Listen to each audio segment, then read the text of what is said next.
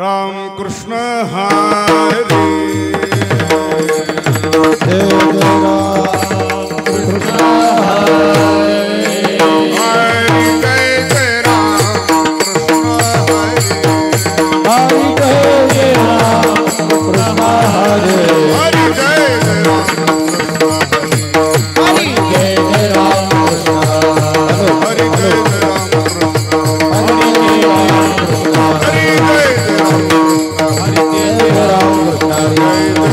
हरि जय जय राम हरि जय जय राम कृष्ण हरि जय जय राम हरि जय जय राम हरि जय जय राम हरि जय जय राम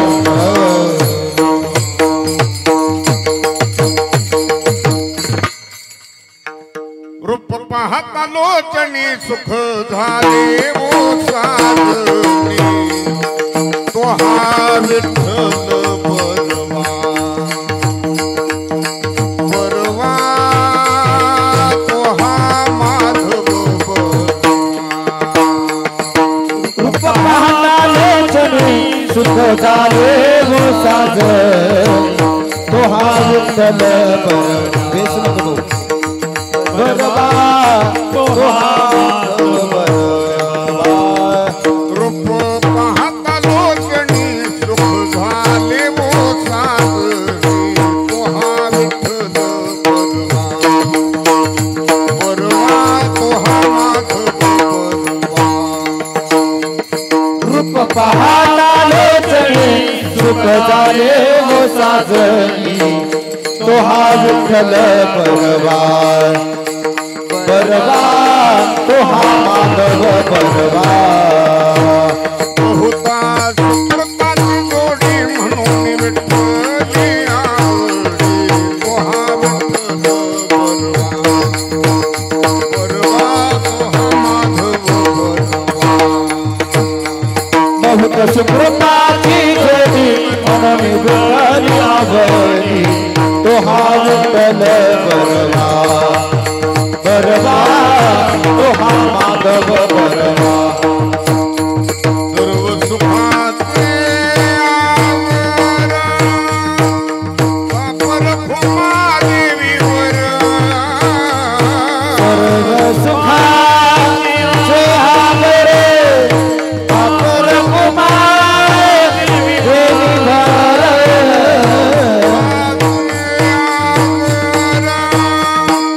वापर भूमादेवीवर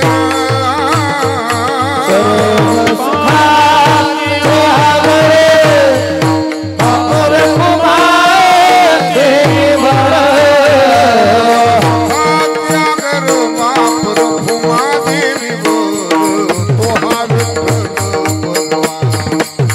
परवा तो हा माधव सर्व सुखाचे आदर वापर देवीवर तो हा विठ्ठल बरवा बरवा तो हा माधव बरवा जय राम कृष्ण हरी हरी जय राम कृष्ण हरी राम कृष्ण हरी जय राम कृष्ण हरी राम कृष्ण हरी राम कृष्ण हरी जय राम कृष्ण हरी जय राम कृष्ण जय जय राम कृष्ण हरी जय राम कृष्ण राम कृष्ण हरी जय राम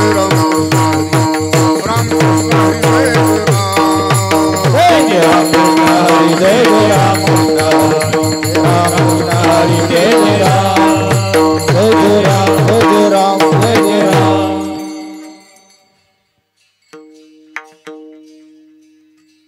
मुखी नाम हती मोक्ष मुखी नाम हते मोक्ष मुखी नाम हती मोक्ष मुखी नाम हते मोक्ष ऐसे साक्ष बहुतांचे ऐसे साक्ष बहुतां ऐसे साक्ष बहुतांचे ऐसे साक्ष बहुतांचे ऐसे साक्ष बहुतांचे ऐसे साक्ष बहुतांचे वैष्णवांचा माल खरा वैष्णवांचा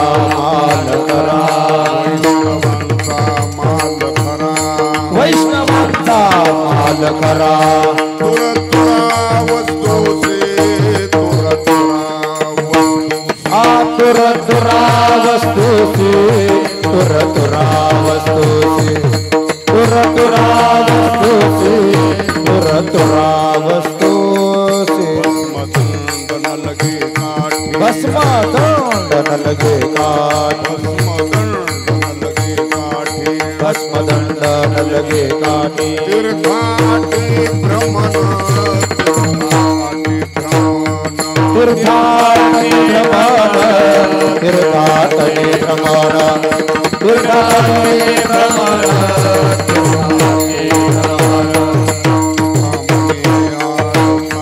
तुका मने आड़ काठी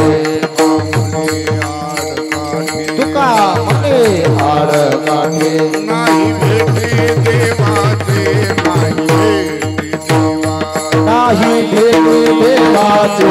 नाही भेटे देवाचे नाही भेटे देवाचे नाही भेटे देवाचे वैष्णवं समाल खरा माल खरा वैष्णवांचा माल खरा तुरा वस्तु से तुरा तुरा वस्तु तुरा तुरा वस्तु से तुरा वस्तु से तुरा तुरा वस्तु से तुरा तुरा वस्तु से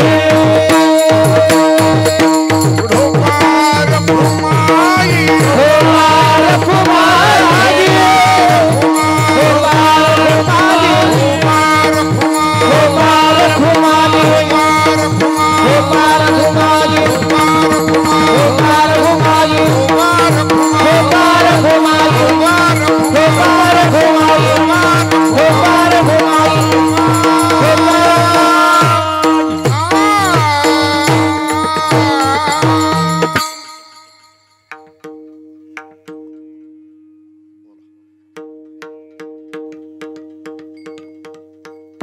हेलो करा बेस की म्यूजिक आवाज कडक करा थोड़ा सा भी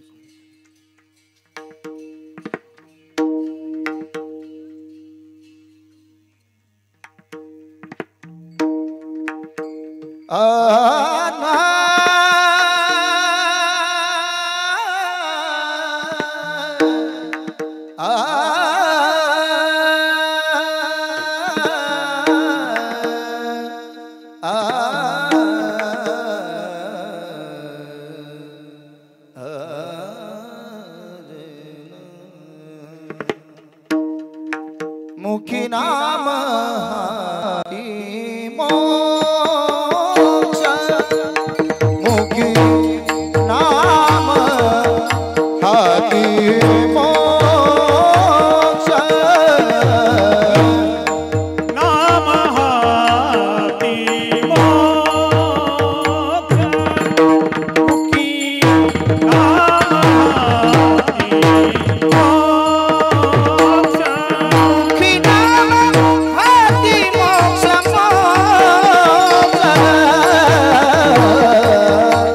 मुखी नाम हाती मोक्ष मोक्ष मुखी नाम हाती मोक्ष मोक्ष नाम हाती मोक्ष मुखी नाम हाती मोक्ष ओ मुखी नाम हाती मोक्ष ऐसी साक्ष बहुतांची मुखी नाम हाती मोक्ष ऐसी साक्ष बहुतांची ऐसी साक्ष बहुतांची बहुतांची वैष्णव वाचा माल खरा वैष्णव वाचा माल खरा मुखी नाम हाती मोक्ष ऐसी साक्ष बहुता मुखी नाम हाती मोक्ष ऐसी साक्ष बहुता साक्ष बहुतांची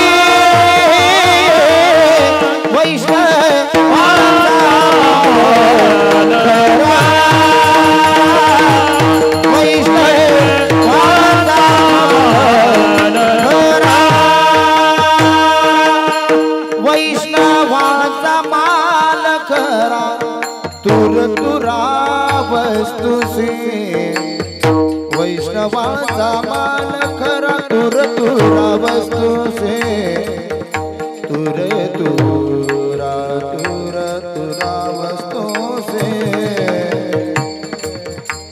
तुर तुरा तुर तुरा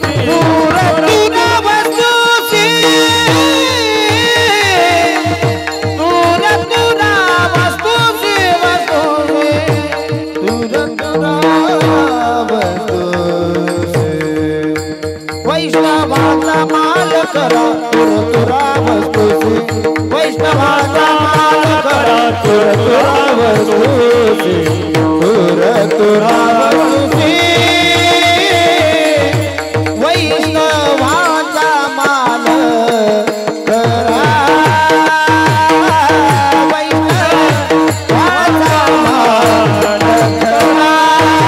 माल खरा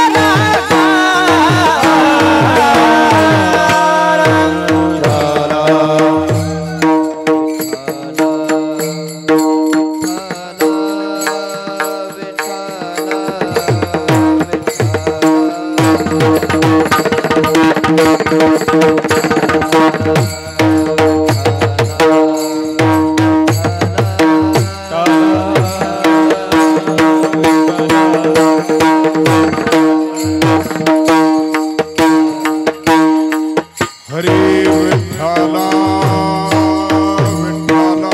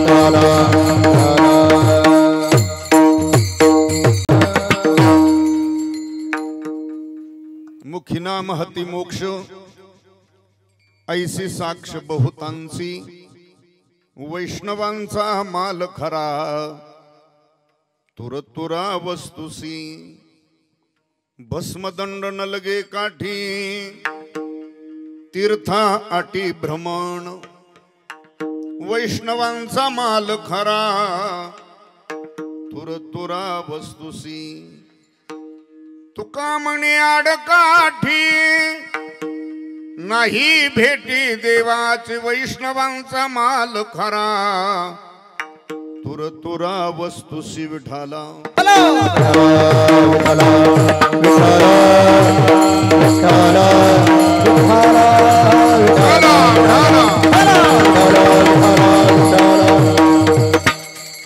मुखिना महती मोक्ष ऐसी साक्ष बहुतांची वैष्णवांचा माल खरा तुरतुरा वस्तुसी प्रस्तुत प्राप्त प्रसंगी प्राप्त स्थळी सेवेकरता उच्चारलेला अभंग महान भगवत भक्त संत सम्राट वैराग्य मूर्ती विश्वसंत तुकोबाराय यांचा हा 4 चरणाचा अभंग सेवेकरता उच्चारलेला आहे। या अभंगामध्ये विश्वसंत तुकोबाराय यावत विश्वामध्ये नरदेहाला आलेल्या जीवांना मोक्ष प्राप्ती करता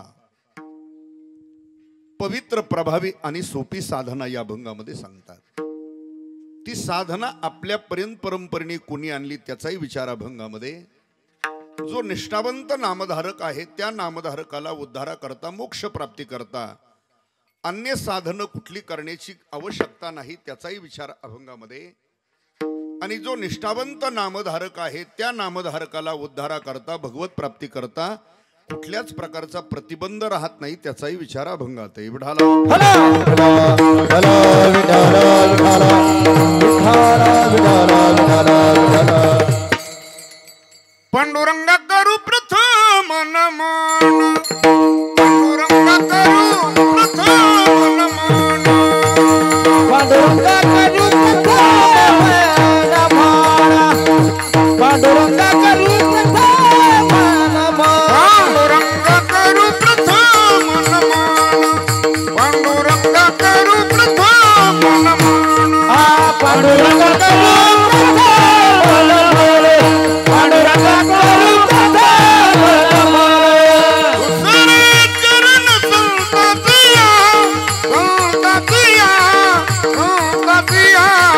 संत कृपा दानी कथेचा विस्तारू संत कृपा दानी कथेचा विस्तारू तुझे चरण संतातिया संतातिया संतातिया संत कृपा दानी कथेचा विस्तारू संत कृपा दानी कथेचा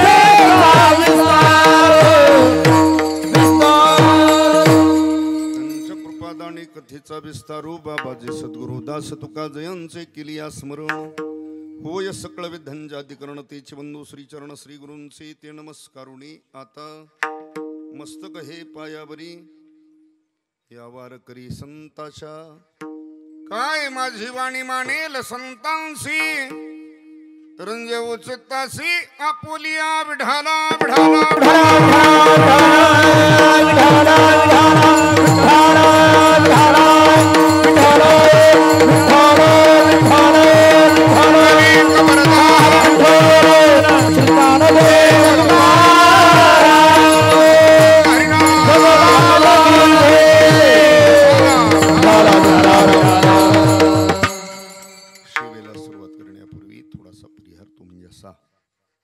प्रतिवर्षाप्रमाणे गेली 90 वर्षापासून चालत असलेला आपला हा अखंड हरिनाम सप्ताह तथा ग्रंथराज ज्ञानेश्वरी पारायण सोहळा उपस्थित असलेली सर्व भाविक माता भगिनी तरुण मंडळी ग्रामस्थ भजनी मंडळी पंचकृषीतून येणारी सर्व परमार्थ प्रेमी मंडळी सर्वांच्या उपस्थितीत सहकार्याने संपन्न होत असलेला साधू संतांच्या भगवंताच्या कृपाशीर्वादाने चालत असलेला श्री संत हरिबाबा यांच्या कृपाशीर्वादाने चालत असलेला आणि आपल्याच गावातलं एक जुनं पारमार्थिक व्यक्तिमत्व निवृत्ती बाबा त्यांच्या मार्गदर्शनाने आशीर्वादाने चालत असलेला प्रतिवर्षाप्रमाणचा आपला हा स्तुत्य उपक्रम नामयज्ञ आहे. त्या नामयज्ञामध्ये उपस्थित असलेले आमचे संगीतरत्न हरिभक्तीपरायण प्रकाश महाराज, दुसरे बाबासाहेब महाराज,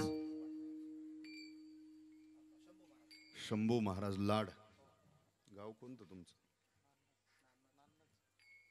इथलं जवळचं का? हा. गोपाल महाराज, याच गावचं भूषण नामदेव महाराज, परिसराचं आदी करून आपण सगळं वारकरी मंडळी परिचित अपरिचित सर्वांच्या उपस्थितीत संपन्न होत असलेला आपला हा प्रतिवर्षाप्रमाणचा स्तुत्य उपक्रम नामयज्ञ आणि त्याच नामयज्ञातली आजची ही प्रथम क्रमांकाची सेवा आपणा सर्वांच्या वतीने ती माझ्यापर्यंत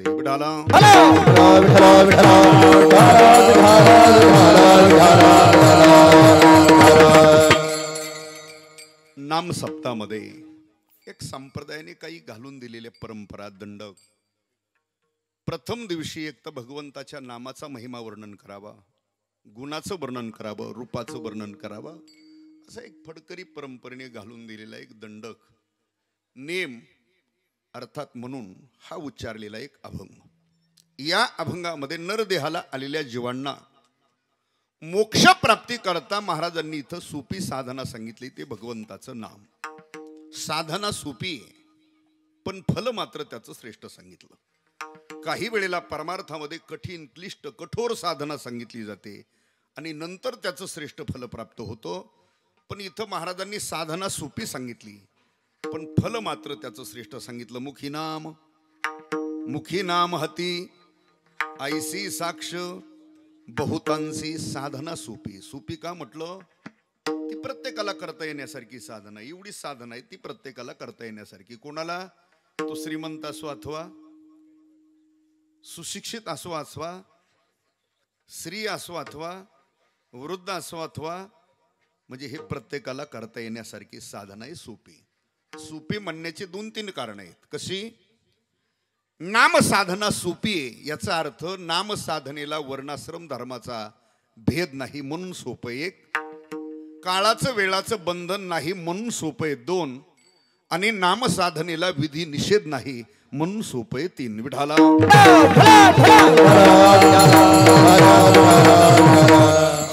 तसं पूर्वीच्या कालामध्ये वेद अध्ययन करायचं असेल तर तो सर्वांना अधिकार होता का?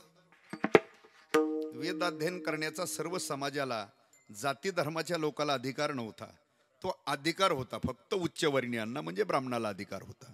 इतरांनी कुणी वेद अध्ययन श्रवण करायचं आणि जर गुपचूप एखाद्या आश्रमामध्ये ऐकलं प्रकाश बाबा तर त्याला दंडक होता, त्याच्या कानामध्ये शिस ठासल्या जायचं, मग जेणेकरून पुन्हा त्यांनी काहीच ऐकायचं नाही, ही शिक्षा असायची. म्हणजे मला सांगायचं हे वेद अध्ययन करण्याचा पूर्वीच्या कालामध्ये सर्वांना अधिकार नव्हता, पण कलियुगामध्ये नामसाधना करण्याचा सर्वांना अधिकार आहे. का कोणाला त्याच्यातून वंचित उपेक्षित ठेवलं? सकळासी येथे आहे कलियुगी उद्धार हरीच्या यारे यारे याती भलती नारी नर करावा विचार नलगे चिंता. आलं लक्षात? म्हणजे नामसाधनेचा सर्वांना अधिकार आहे. त्यापेक्षा ज्ञानोबरायांनी तर पुढे जाऊन सांगितलं. ज्ञानोबराय तर म्हणतात ब्राह्मण क्षत्रिय वैश्य शूद्र चांडाळा ही अधिकार बाळी नारी नर आधी करून वेश्याही. बघा कुणी राहिले का? ब्राह्मण क्षत्रिय वैश्य शूद्र चांडाळा ही अधिकार बाळी नारी नर आधी करून वेश्याही, या सगळ्यांना नामसाधनेचा अधिकार आहे. म्हणून मी म्हटलं साधना कशी आहे? साधना कशी आहे? साधना सोपी आहे. दुसरं कारण आहे नामसाधनेला काळाचं वेळाचं बंधन नाही. इतर परमार्थामध्ये कर्म करण्याकरता आता आपण वारकरी माणसं आहेत, सकाळी करतो नियमाप्रमाणे स्नान झाल्यानंतर. काय स्नान झाल्यानंतर करतो की नाही? काय नाश्ता नाही, पूजा. विठाला विठाला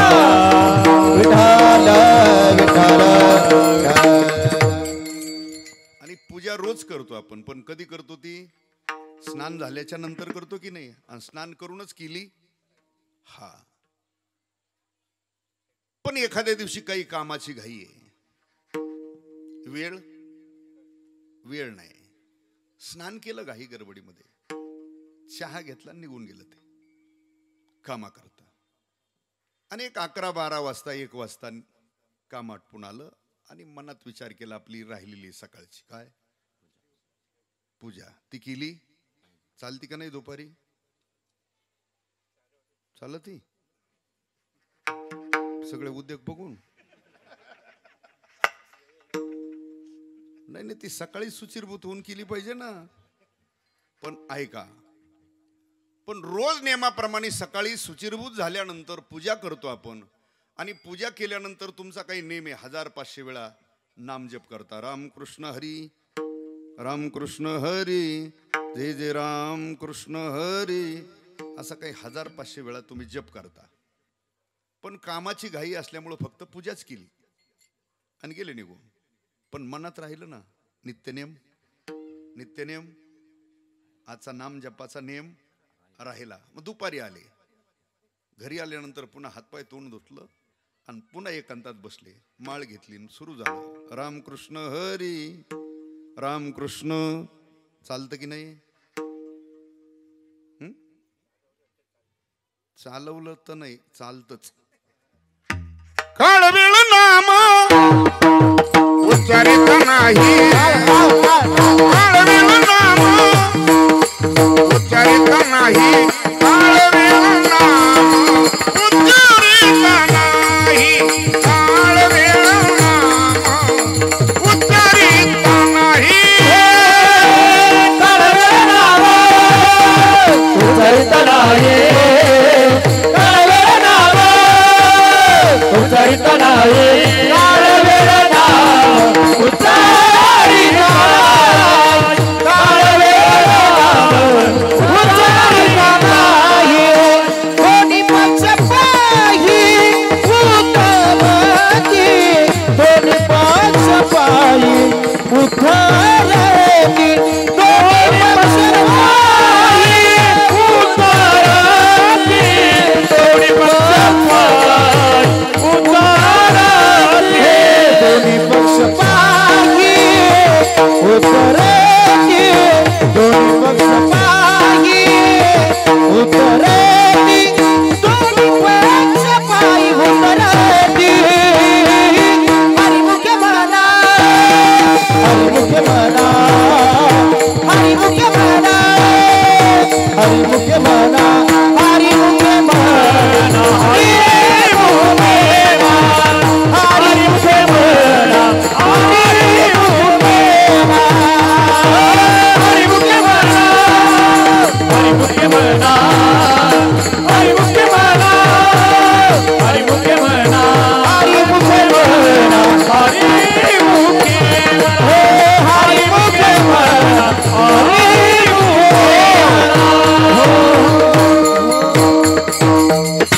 ज्ञानोबाराय म्हणतात, काळ वेळ नाम उच्चारिता, नाम साधनेला काळाचं वेळाचं बंधन नाही. म्हणून मी म्हटलं साधना कशी आहे?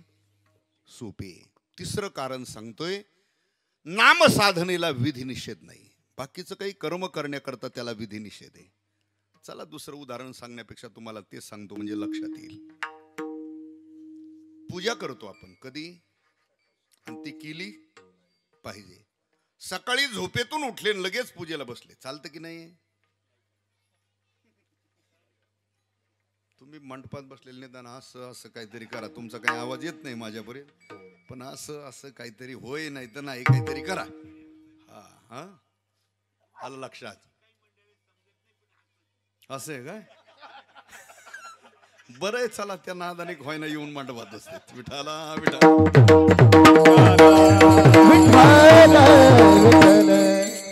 सकाळी पूजा केली पाहिजे, पण झोपेतून उठले आणि पूजेला बसले, चालतं की नाही? चालत नाही. चालत का नाही चालत? ती सुचिरभूत होऊन स्नान करूनच केली पाहिजे. पण सकाळी झोपेतून उठले आणि तसेच कॉटवर बसलेले आहेत. झोपेतून उठले आणि तसंच बसले कॉटवर, आणि तिथंच जप चालू झाला, रामकृष्ण हरी जे जे राम कृष्ण हरी जे जे राम कृष्ण हरी. चालतं की नाही? चालतं, पण प्रमाण पाहिजे ना त्याला. बिगर प्रमाणाचं काही चालत नाही ना. महाराज म्हणतात, नलगे आंघोळी तोंड धुवावे. महाराज म्हटले आंघोळही केलेली नाही, तोंडही धुतलेलं नाही, तशाही अवस्थेमध्ये तुम्ही नामसाधना करू शकता. म्हणून मी म्हटलं साधना सोपी आहे. बुडाला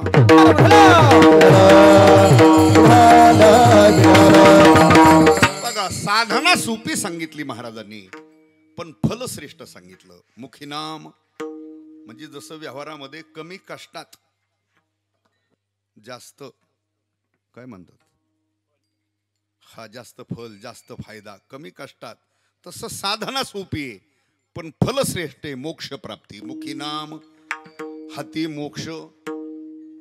पण महाराज आता तुकोबारायचा स्वानुभव येतो, नामधारकाला मोक्ष प्राप्त होतोच, नामधारक हा मुक्त होतोच, शंका. पण तरी सुद्धा महाराज मी म्हणतात, मी एकटा म्हणतोय असं नाही, ऐसी साक्ष बहुतांशी. मग बघा, सामान्य तुमचा व्यवहार सिद्ध करायचा असेल तरी त्याला साक्षीदार लागतो ना. वादी प्रतिवादी दोन्ही जातात कुठं? वादी प्रतिवादी दोन्ही जातात ना कुठं? कोर्टात गेले, वारीला नाही, कोर्टात गेले. 6-4 महिने, वर्षभर, 2 वर्ष केस चालते. पुराव्याला लागल्यानंतर दोघालाही घेऊन यावं लागतो. काय साक्षीदार लागतो की नाही? मग साक्षीदाराची साक्ष कशी होती त्याच्यावर न्याय देवता विचार. मग सामान्य व्यवहार सिद्ध करायला जर साक्षीदार लागतो, इथं तर तुमच्या कायम स्वरूपी जन्म मरणाची निवृत्ती म्हणजे मोक्ष प्राप्ती आहे. त्याच्यासाठी तुकोबाराय साधना सांगतात. महाराजांचा तर तो स्वानुभव आहे की नामधारक मुक्त होतोच, मोक्ष प्राप्त होतोच, पण तरी सुद्धा महाराज म्हणतात आईशी साक्ष, अशी अनेकांची साक्ष की मोक्ष प्राप्त होतो. मग इथं कोणाची साक्ष देतात तुकोबाराय किंवा संत ज्ञानोबाराय? कोणाची साक्ष देतात तर ऐका, 4 वेद आहेत, 4 वेद आणि 6 शास्त्राची साक्ष आहे की नामधारकाला मोक्ष अर्थात मुक्ती प्राप्त होते. विडाला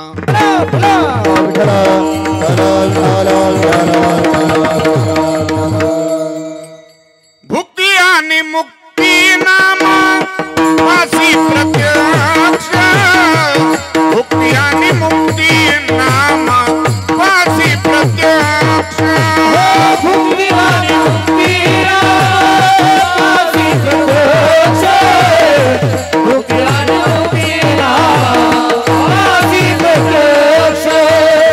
चारि वेद साहि शास्त्र पिताची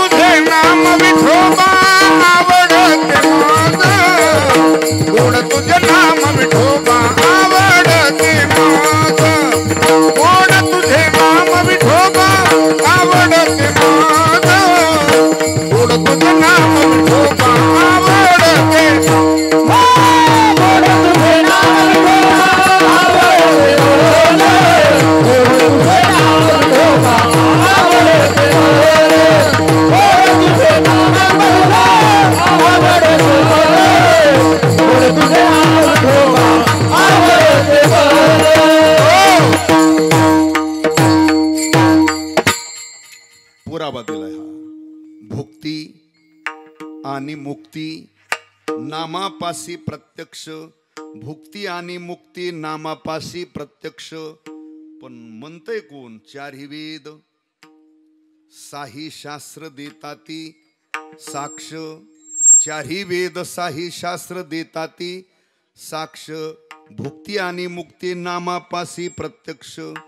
चारही वेद साही शास्त्र देताती साक्ष. ऐसे साक्ष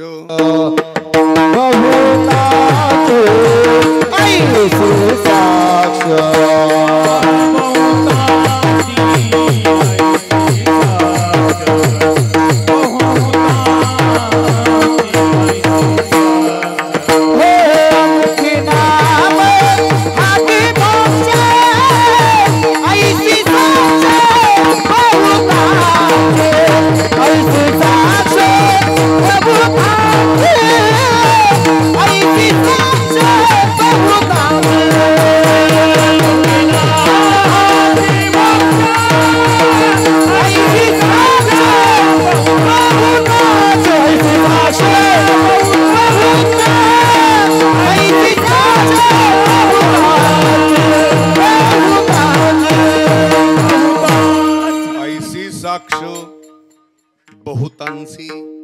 या प्रथम चरणाचा एकदम सरळ अर्थ तुमच्या समोर ठेवलेला आहे. पण जी सुज्ञ मंडळी, जाणकार मंडळी, त्यांना शंका येऊ शकते की महाराज, मोक्ष प्राप्ती करता तुम्ही नाम साधना सांगतात,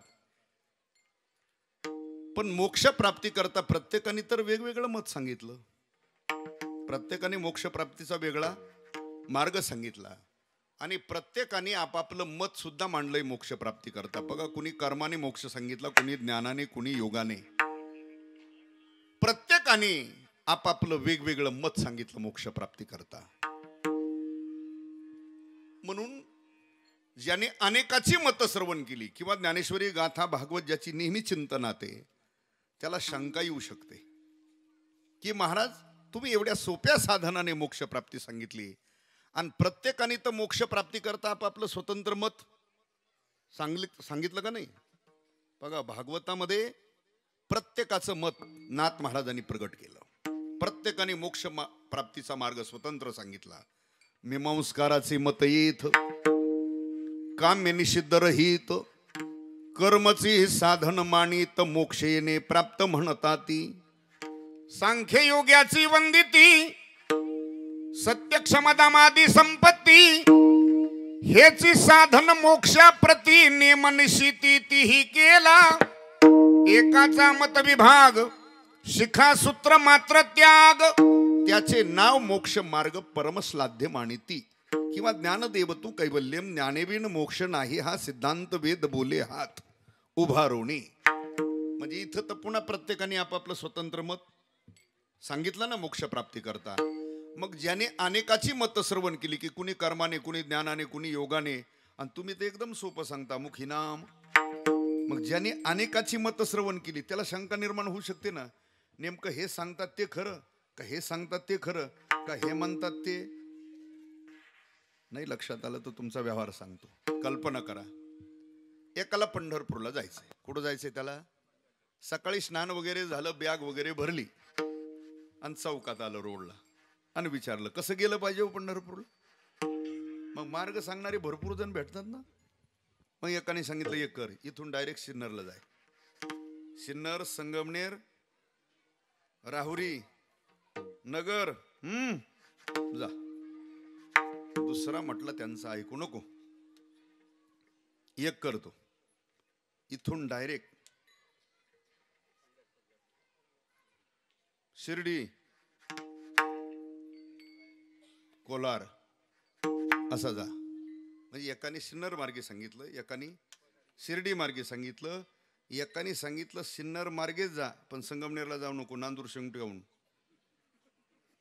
मधून जा.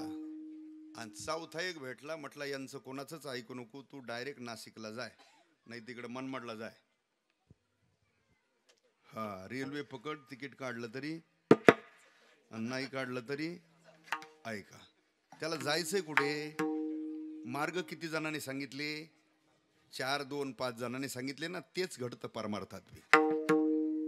अनेकाची मत श्रवण केली. सोबदार तिकडे लेकर बघा, मी कुठं नाही जात आता. तुमचं तेच काम आहे खरं.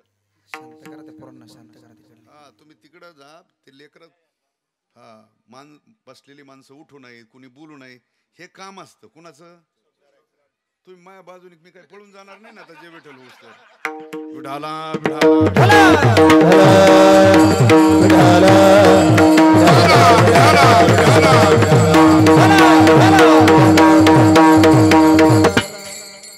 चला. काय चालला होता विषय कोणाला? होय, पंढरपूरचं होतं का? बरं चला. तशी अनेकाची मत श्रवण केल्यानंतर शंका निर्माण होते. नेमकं या मार्गाने मोक्ष का त्या मार्गाने का या मार्गाने मोक्ष. आपल्याला शंका आली का नाही मला सांगता येत नाही, पण आली अशी मी गृहीत. कारण ही शंका पूर्वी उद्धवाला निर्माण झाली होती. कुणाला का झाली होती? भागवत ग्रंथ हा मूळचाच भक्तिप्रधान ग्रंथ आहे भागवत. आणि भागवताचा उपदेश भगवान उद्धवाला करत असताना भगवान म्हणतात, उद्धवा तुला मोक्ष हवाय, माझी प्राप्ती हवी हो. भगवान म्हणतात, उद्धवा तू एक कर, भक्ती कर. तू काय कर? भक्ती कर, तुला मुक्ती. आता भगवान उद्धवाला सांगतात तू भक्ती कर, तुला मुक्ती मिळेल, माझी प्राप्ती होईल. पण उद्धवानी असंच ना अनेकाची मत श्रवण केली होती. त्याला शंका होती. त्याने लगेच भगवंताला प्रश्न केला माघारी. भगवान तुम्ही काय मला सोपं सांगता, भक्ती कर मुक्ती मिळेल. भगवान तुम्हाला असं म्हणायचं का मी तुमचं एकट्याच ऐकतो? मी आतापर्यंत अनेकाची मत मी श्रवण केलेली आहेत. उद्धवानेच भगवंताला प्रश्न केला. भागवतामध्ये त्याचं वर्णन केलं. उद्धव म्हणेगा श्रीपती, मोक्ष मार्गी साधने किती, वेदवादियांची उपपत्ती, बहुत सांगती साधने. हा भगवंताला प्रश्न केला. उद्धव म्हणेगा श्रीपती, मोक्ष मार्गी साधने किती, वेदवादी यांची उपपत्ती, बहुत सांगती साधने. बघा, पण उद्धवाने ज्यांना प्रश्न केला ते काय आपल्यासारखे हबप?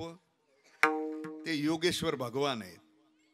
भगवान म्हणतात, उद्धवा ऐक, आता तू आतापर्यंत ज्यांची ज्यांची मतं श्रवण केली, तू ऐकलेली मतं कशी आहेत सांगू तुला, ऐक. आता भगवंतानी बोलायला सुरुवात केलं, त्याचं नाथांनी वर्णन केलं. तू ऐकलेली मतं अशी आहेत, ती अवघीच समान, की एक गौण एक प्रधान, देवे सांगितले आपण, भक्तीसी कारण मुक्तीसी, अनेका साधना नापेक्षिती, सर्व संगाते निरशिती, मोक्ष मार्गी मुख्य भक्ती, जेने स्वरूप प्राप्ती तात्काळ. त्याही पेक्षा भगवान पुढे जाऊन बोलले, माझ्या स्वरूपी ठेवून या मन, फला शेवीन माझे भजन, हेचे मोक्षाचे मुख्य साधन, देवे आपण बोलिले विठाला.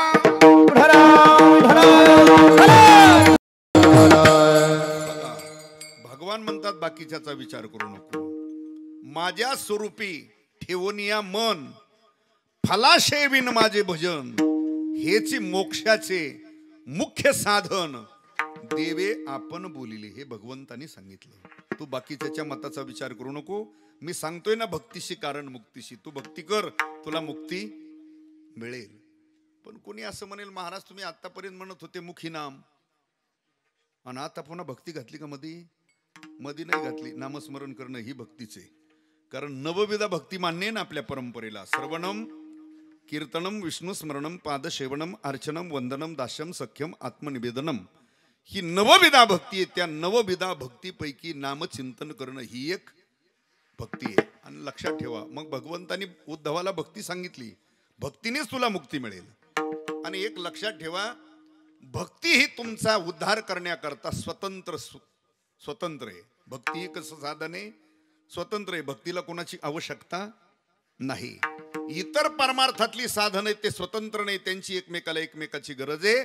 पण भक्ती एक असं साधन आहे, ते तुमचा माझा उद्धार करून देण्याकरता भक्ती हे स्वतंत्र साधन आहे, स्वयंभू आहे, त्याला कोणाची गरज. कशाप्रमाणे ज्ञानोबरायांनी काही दृष्टांत दिले. भक्ती स्वतंत्र कशी, स्वयंभू कशी आहे. तरी भानु हाती जे नापेक्षी जिभी विरजे का सिंहन पाहिजे जावळिया. ज्ञानोबराय म्हणतात बघा तुम्ही, रोज नियमाप्रमाणे सकाळी सूर्य काय होतो, उगवतो, त्रिभुवनामध्ये प्रकाश देतो आणि पुन्हा अस्ताला जातो म्हणजे मावळतो. पुन्हा दुसऱ्या दिवशी उगवतो, त्रैलोक्यामध्ये प्रकाश देतो, पुन्हा अस्ताला जातो म्हणजे मावळतो. असा त्याचा क्रम चालू आहे. कधीपासून?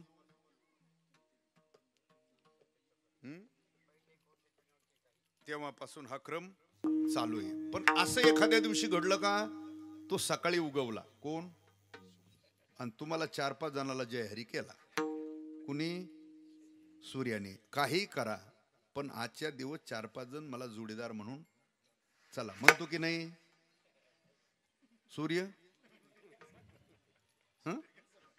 नाही ना, मग तुम्ही अगोदर हा म्हणायला लागले होते वाटतं. ऐका जरा, तो कुणाला जोडीदार म्हणून स्वीकारित नाही. ज्ञानोबराय म्हणतात तो प्रकाश देण्याच्या बाबतीत स्वतंत्र आहे, स्वयंभू आहे, त्याला कोणाची जोडीदाराची गरज. तसं भक्ती ही तुमचा उद्धार करून देण्याकरता सुद्धा ज्ञानोबराय म्हणतात स्वतंत्र आहे, स्वयंभू आहे. पुढे दृष्टांत दिला, का सिंह न पाहिजे जावळिया. सिंह आहे, आपण पाहिलेला सिंह पाहिलाय का? पाहिलेला नाही पण चित्रात तरी पाहिलेला आहे.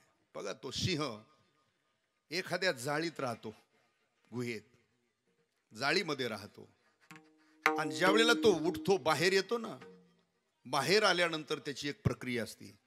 त्या जाळीतून बाहेर निघाला की त्याची एकच प्रक्रिया असते. काय म्हणतात तुम्ही त्याला? हा, आळस देतो. आमच्याकडे आळुके पिळुके म्हणतात त्याला. तेच. चला, तो जाळीतून उठल्यानंतर आळस देतो असा, आणि एकदा आळस दिला का लगेच लक्षात येतं आता काहीतरी. हा, लगेच शिकारी करता निघत असतो. तो निघाला, तो शिकारी करता कोण? सिंह. पुढे गेल्यानंतर जसा जसा पुढे जाऊ लागला तसं तसं जंगल दिसू लागलं. मोठी मोठी झाडं, गवत इतकालं, केर अशा प्रकारची झाडी, जंगल, आणि त्याच्यातून तो निघालाय शिकार करण्याकरता काही सापडल म्हणून. जसा जसा पुढे जाईल तसं तसं ते जंगल भयान दिसू लागलं, आणि त्याला सुद्धा त्या जंगलात जायची थोडी थोडी वाटू लागली. काय भीती, काय करावं, भूक तर लागली, शिकार तर केली, जंगल तर भयान आहे, काय करावं म्हणून असं विचार करत थोडासा स्थिर थांबला. तोपर्यंत मधल्या रस्त्याने 4-5 जण आले. कोण? एक लांडगा, एक कोहलं, एक कुत्र, एक ससा, एक हरण. हे गप्पा मारीत आलते, आणि पाहिल्यावर झाला सगळ्यांचा जयहरी. म्हटले काय सिंह दादा, काय चाललं? काय नाही म्हटलं, आता शिकारीला चाललो होतो पण पुढं जंगल भयान आहे, मला सुद्धा पुढे जायची वाटू लागली. काय पण आलाय तुम्ही नियमाप्रमाणे, तर एकमेका सहाय्य करू. तर आजच्या दिवस तुम्ही 4-5 जण मला जोडीदार म्हणून संगतीला चला म्हणतो की नाही तो?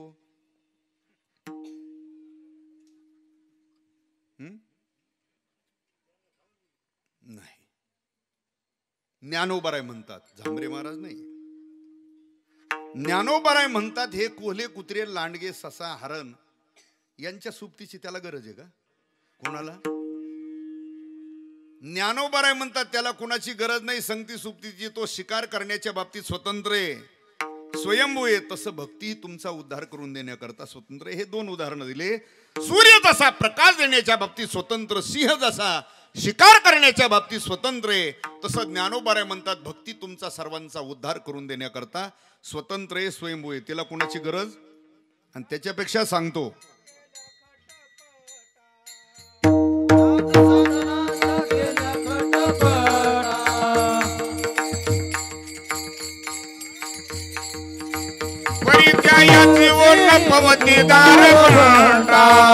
जाणीव जाता जाणीव घाली आडफाटा,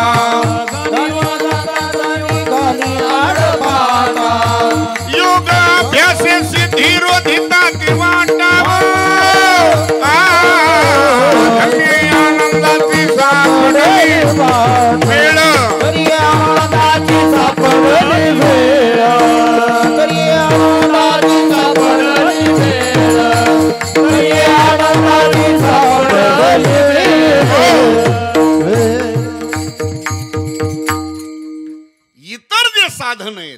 अर्थातले ते स्वतंत्र नाही, त्यांची एकमेकाची गरज आहे.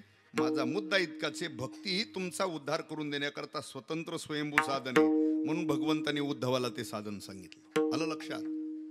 आणि एक लक्षात ठेवा, भक्ती ही आई आहे. भक्ती ही कोण आहे? आई.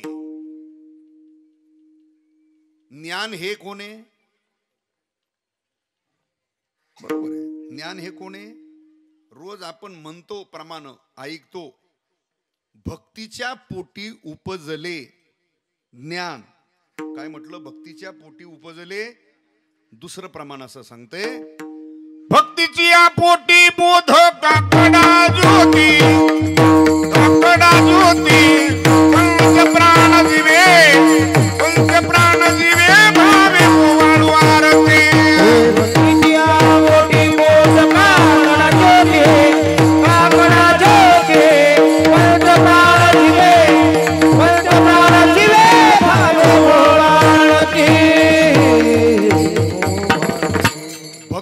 या पोटी काय?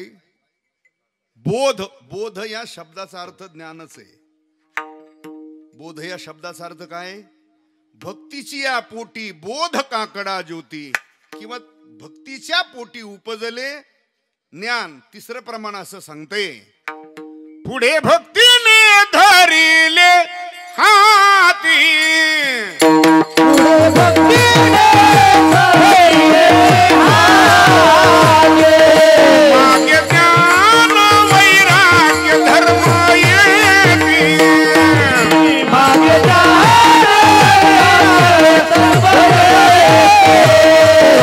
स्थिर केली ती आज पळे होती, स्थिर केली आज पळे होती, सिद्धी आणून लाविली पावती, सिद्धी आणून गेली पावती,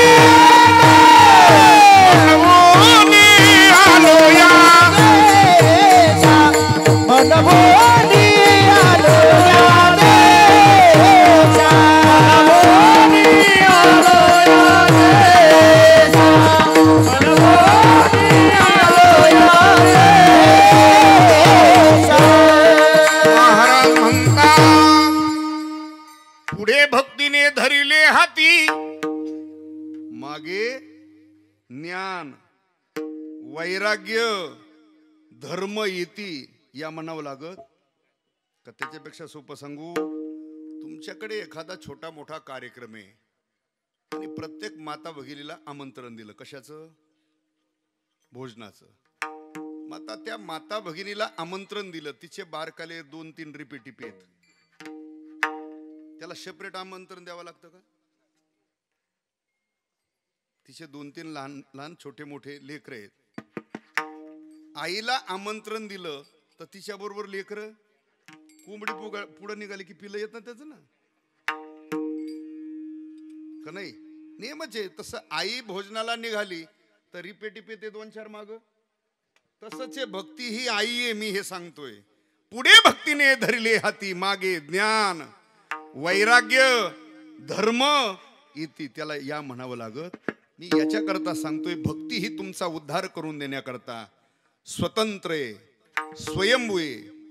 मग त्याच भक्तीने भगवान सांगतात, उद्धवा तुला मुक्ती अर्थात मोक्ष मिळेल. आणि तुकोबारायचं जे म्हणणं आहे, मुखी नाम हाती मोक्ष, कारण नवविधा भक्तीपैकी नामस्मरण करणं ही एक भक्ती आहे. आणि त्याच भक्तीने म्हणजेच नामसाधनाने महाराज म्हणतात, मुखी नाम हाती मोक्ष. बरं ठीक आहे तुकोबाराय, तुम्ही सांगता सोपं, नामधारकाला मुक्ती मोक्ष प्राप्त होतो इथपर्यंत तुमचं मत आहे. पण कोणता मोक्ष, कोणती मुक्ती प्राप्त होती? कारण मोक्ष किती आहेत? आणि इथे तर काही महाराजांनी नाम निर्देश केला नाही. 4 प्रकारच्या मुक्ती अर्थात मोक्ष आहे, समीपता, सलोकता, स्वरूपता आणि सायुज्यता. किती प्रकारचे मोक्ष मुक्ती आहेत? 4.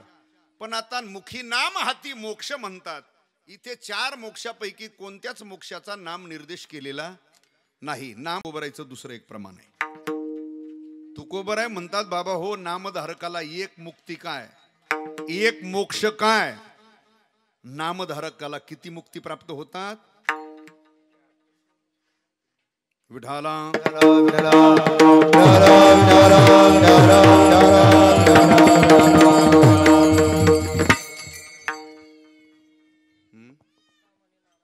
तुका म्हणे नामा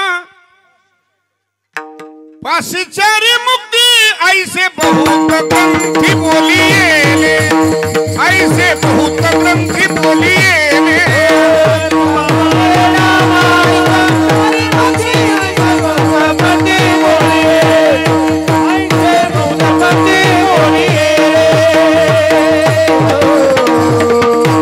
आता कोणाला काही शंका ठेवली नाही. तुकोबराय म्हणतात तुका म्हणे नामापासी चारी मुक्ती. नामधारकाला एक काही चारी मुक्ती प्राप्त होतात. आणि इथं बी तुकोबराय म्हणतात मी एकटा म्हणतोय असं नाही.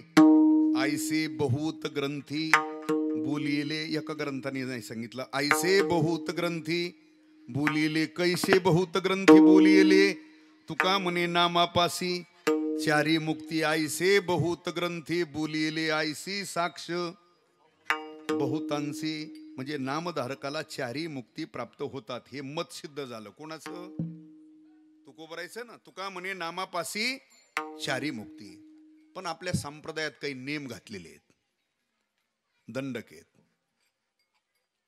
तुम्हाला कुठलाही मुद्दा सिद्ध करायचा असेल, जसं बघा तुमचं एखादं मॅटर तालुक्याच्या कोर्टात गेलं, तिथून पुढे गेलं कुठं? जिल्ह्यात नाशिकला गेलं, नाशिकहून मुंबईला, मुंबईहून दिल्लीला. त्याच्या पुढं तर नसतं ना वाटतं. म्हणजे मला काय त्याच्यातलं इतकं माहिती नाही. ते कोणतं म्हणतात शेवटचं? Supreme court. तिथं एकदा निकाल लागला, पुन्हा काही चिरभिर करायची गरज. हात आहे नियम. तसा संप्रदायात सुद्धा नियम आहे. तुम्हाला कुठलाही मुद्दा सिद्ध करायचा असेल, तुम्ही अनेकाचे प्रमाण पुरावे सांगितले, पण ज्ञानोबरायचा पुरावा म्हणजे शेवटचं टोक. ज्ञानोबरायचा एकदा पुरावा सांगितला, पुन्हा कोणाची सांगायची गरज पडत. हा ना संप्रदायातला फडकरी परंपरेतला नेम आहे. आता तुकोबारायांनी सांगितलं नामधारकाला मुक्ती किती? चारी मुक्ती सांगितल्या. पण कोणाला सांगितल्या त्या चारी मुक्ती? नामधारकाला सांगितल्या. तुका म्हणे नामापासी चारी मुक्ती ऐसे बहुत ग्रंथी बोली येले.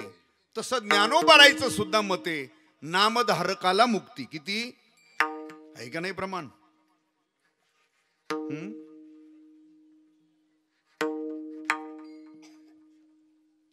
भुक्ती मुक्ती चारी घरी त्याच्या भुक्ती मुक्ती चारी हो घरी त्याचा भुक्ती मुक्ती चारी घरी त्याचा भुक्ती मुक्ती चारी. नारायण हरी नारायण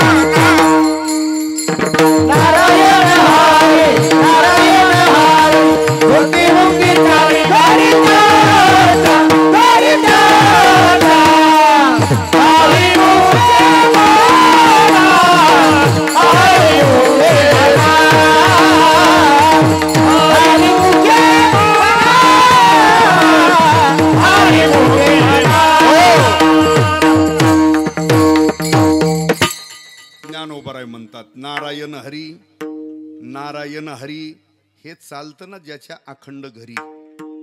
काय नारायण हरी हे चालतं ज्याच्या अखंड घरी ज्ञानोबराय म्हणतात बाबा त्याच्या घरी भुक्ती मुक्ती चारी घरी. म्हणजे ज्ञानोबरायचं मते की नामधारकाला मुक्ती किती. आता कोणाचं सांगायची गरज आणि कोणाचं ऐकायची गरज. ज्ञानोबरायचं मते नारायण हरी नारायण हरी भुक्ती मुक्ती चारी घरी. त्यांच्या नामधारकाला ज्ञानोबराय म्हणतात चारी मुक्ती प्राप्त होतात. ठीक आहे महाराज, तुम्ही प्रमाण सांगता, प्रमाण सांगितल्यावर नाही म्हणता येत, नाकारता येत. तोंडी तासभर सांगितलं आणि त्याला प्रमाण उभी नसेल तर ते मान्य कशाहून धरायचं. कारण तुमच्या प्रत्येक बोलण्याला तुमच्याकडे पुरावा असला, नाही तर 2 तास टापा हाणल्या कीर्तनात. प्रमाण ओवी मूर्ख लोक मानतील तुला. संप्रदायात कोण खातं तुला. संप्रदायात नाही बाबा, संप्रदायात तुमच्याकडे प्रत्येक पुरावा असला तरच तुमचं म्हणणं ग्राह्य धरल्या. पण आता कलियुगामध्ये एखादा गाणं कविता जरी म्हटला तरी लोक ग्राह्य धरतात. कीर्तनात गाणं आणि कविता जरी म्हटला तरी लोक म्हणतात चांगलं आहे. कीर्तनात गाणं कविता ही संप्रदायाला कलंक आहे.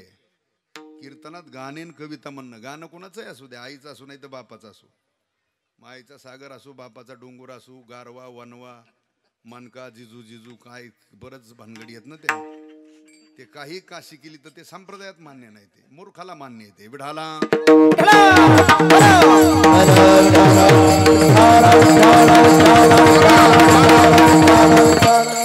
कलीचा प्रभाव आहे ना, तो कलीचा प्रभाव आहे. प्रमाण चुकीचे नाहीत ना. असत्यासी रिझले जन पापादिती अनुमोदन करती हेळन संताचे. अशा प्रकारे ना कलियुगामध्ये विढाला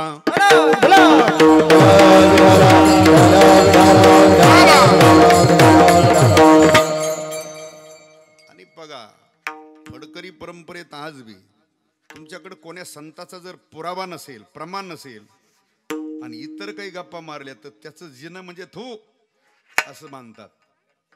हा आलं का लक्षात. पण त्या परंपरा आपण सुद्धा जपल्या. कीर्तन सुद्धा कोणाचे ऐकावात याला सुद्धा नेम आहे. आलं का ध्यानात.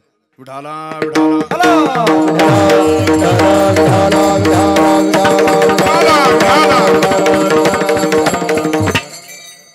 काय चालला होता आपला मुद्दा.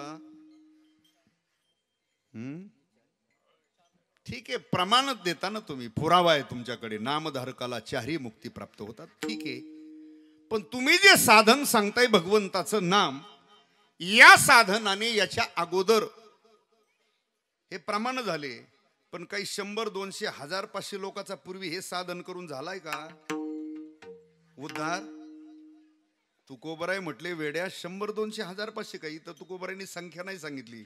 तुकोबरायचं प्रमाण असं सांगते, नामेची तारिले कोट्यान ही कोटी, नामेची वैकुंठी बैसविले. इथं संख्या कुठे. नामेची तारिले कोट्यान ही कोटी. या साधनाने आतापर्यंत कोट्यावधींचा उद्धार झाला. कोणाचं मत आहे हे. तुकोबरायचं आहे. आणि ज्ञानोबरायनी सुद्धा पहिल्यांदा यादी दिली. नाम प्रल्हाद उच्चारी, तिथून सुरुवात झाली अभंगाची. नाम प्रल्हाद उच्चारी तया सोडवी नरहरी, उचलोनी घेतला कडेवरी भक्ती सुखे. नाम बरवया बरवंट, नाम पवित्र आणि चोखट, नाम स्मरे निळकंठ, निज सुखे निवाला. जे ध्रुवासी आठविले तेची उपमन्यू घोकिले, तेची गजेंद्रा लाधले हित झाले तयाचे. वाटपाडा कुळिकू नामस्मरे तो वाल्मिकू, नामे उद्धरिले तिही लोकू आपणा सहित निवाला. पुढे आजमेळ वगैरे सगळ्यांची यादी दिली. पण ज्ञानोबरांनी विचार केला आता एका एकाचं नाव घेऊन कुठपर्यंत अभंग वाढवायचा. त्यापेक्षा ज्ञानोबरांनी शेवटचं प्रमाण असं सांगितलं.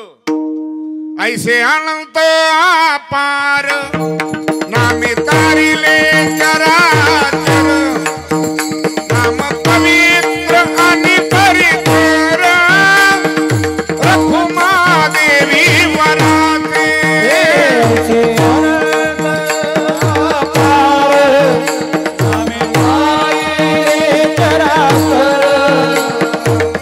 नाम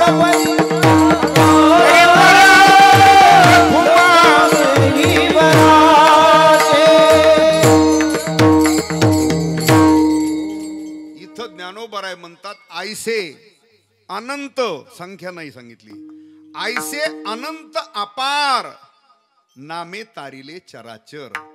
आतापर्यंत आयसे अनंत अपार म्हणजे संख्या नाही, एवढ्यांचा नामसाधनाने उद्धार. आणि महाराजही म्हटले नामेची तारिली कोट्यानही कोटी.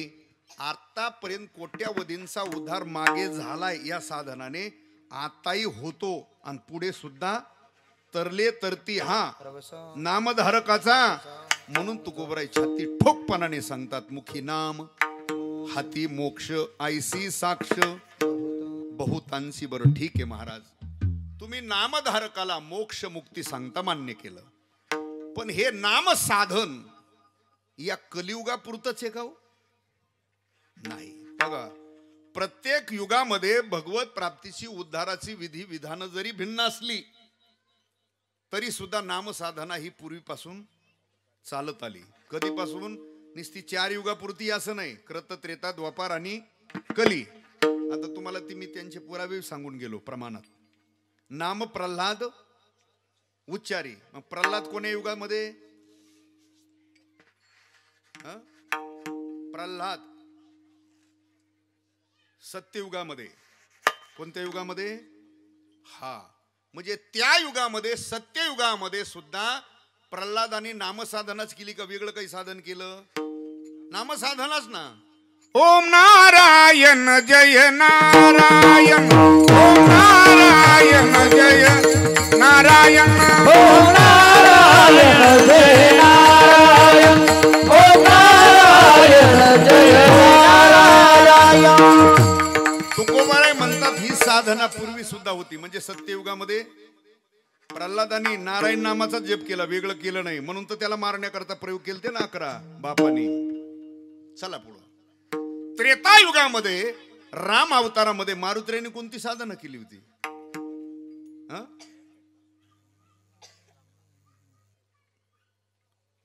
राम अवतारामध्ये मारुतीने सुद्धा नामसाधनाच केली ना. प्रत्येक गोष्ट करताना राम नामाचा जप करूनच कार्य केलं. रघुपती राघव राजा राम पतित पावन सीताराम, रघुपती राघव राजा राम पतित पावन सीताराम, रघुपती राघव राजा राम पतित पावन सीताराम. बोला राजा राम बोला पावन सीताराम. श्री राम जय राम जय जय राम, श्री राम जय राम जय जय राम, श्री राम जय राम जय जय राम, श्री राम जय राम जय जय राम. रघुपती राघव राजा राम पतित पावन सीताराम, रघुपती राघव राजा राम पतित पावन सीताराम, रघुपती राघव राजा राम पतित पावन सीताराम, रघुपती राघव पतित पावन सीताराम.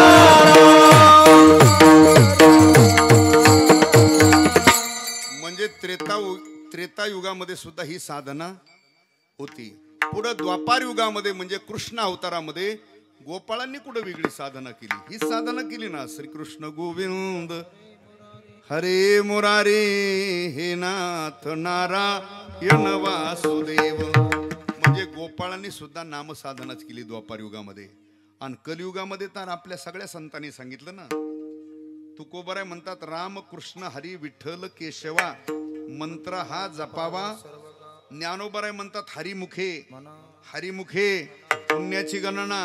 नाथ महाराज म्हणतात हरिमुखी गाता हरपली त्या नाही मागुता जन्म घेणे म्हणजे मोक्ष आहे. आलं लक्षात? म्हणजे प्रत्येक संतांनी कलियुगामध्ये साधना सांगितली. द्वापार युगात ही साधना होती, त्रेतायुगात साधना होती आणि सत्ययुगात सुद्धा साधना म्हणजे नामसाधना 4 युगात होती. त्याच्या अगोदर आता हे झालं कृत त्रेता द्वापार, तुम्हाला सगळ्याचे पुरावे सांगितले कोणी कोणी नामस्मरण केलं. म्हणजे चारही युगामध्ये नामसाधना होती. त्याच्या अगोदर सुद्धा होती. त्याचंही प्रमाण तुम्हाला सांगून गेलो. नामस्मरे निळकंठ निज सुखे निवाला. निळकंठ म्हणजे भगवान शंकर. कारण पहिले नामधारक ते होते. कोण? मग आता भगवान शंकर तर काही या चार युगातले नाहीत ना. हा, म्हणजे भगवान शंकर पहिले नामधारक आहेत. रोज म्हणतो आपण हरी हरी हरी मंत्र. हा हे भगवान शिवाचा मंत्र आहे ना. हरी हरी हरी मंत्र हा. आणि पुढे वर्णन केलं मन तिजे वाचा तया मोक्ष मिळतोय ना. हरी हरी हरी मंत्र हा मन तिजे वाचा, अथवा आत्मा जो शिवाचा राम जप. आत्मा जो शिवाचा राम जप.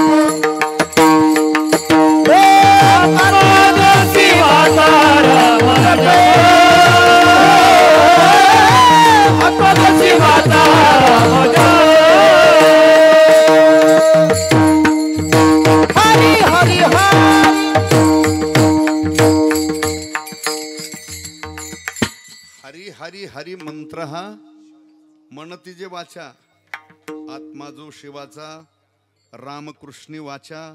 भाव हा आत्मा जो शिवाचा रामजप. म्हणजे मला हे सांगायचे की पहिले नामधारक कोण? भगवान शंकर आहेत. आता इथं जी तुकोबराय सांगतात मुखी नाम हाती मोक्ष, हे जे नाम साधन सांगतात महाराज म्हणतात हे आज कलियुगापुरतं चालू झालेलं साधन नाही.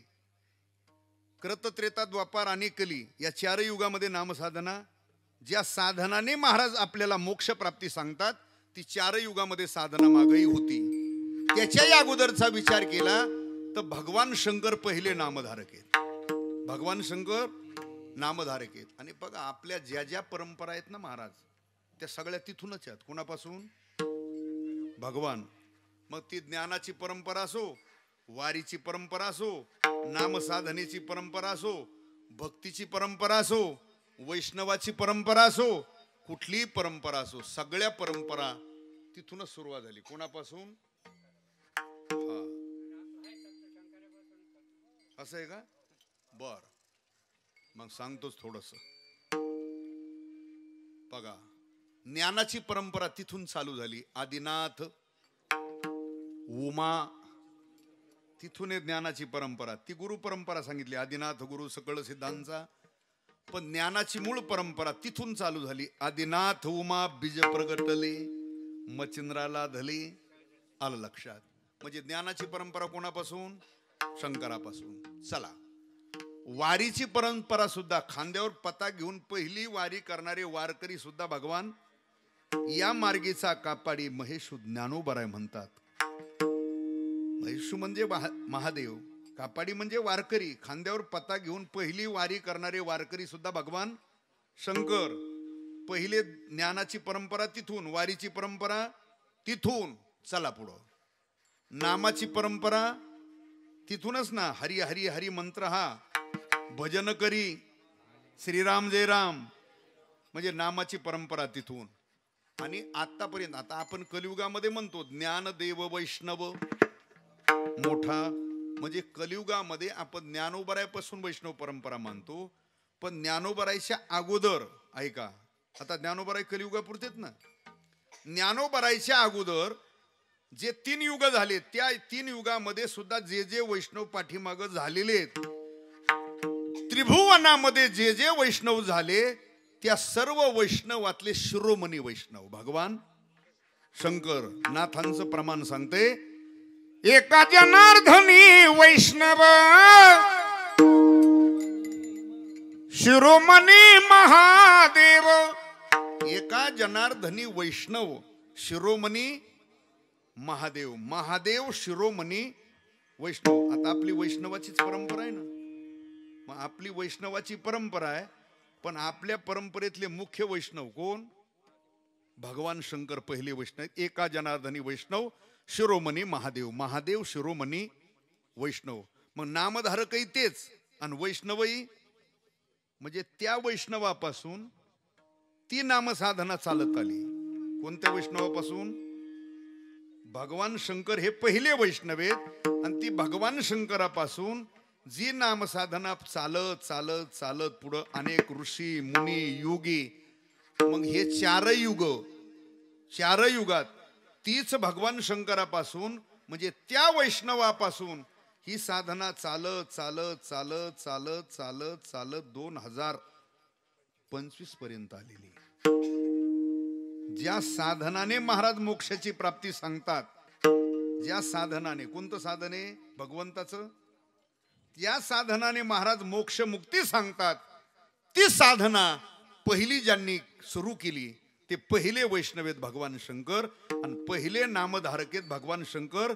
आणि त्या भगवान वैष्णव महादेव पहिले वैष्णव, आणि त्या वैष्णवापासून चालत चालत चालत चालत परंपरेने आतापर्यंत हे वैष्णव परंपरेमध्ये ती साधना चालत आलेली. म्हणून तुकोबराय ज्या साधनाने मोक्ष सांगतात ती साधना डुप्लिकेट, खोटी नाही. मग खरी साधना आहे ती वैष्णवांचा वैष्णवाचा मान करा, वैष्णवाचा मान करा, वैष्णवाचा मान करा, वैष्णवाचा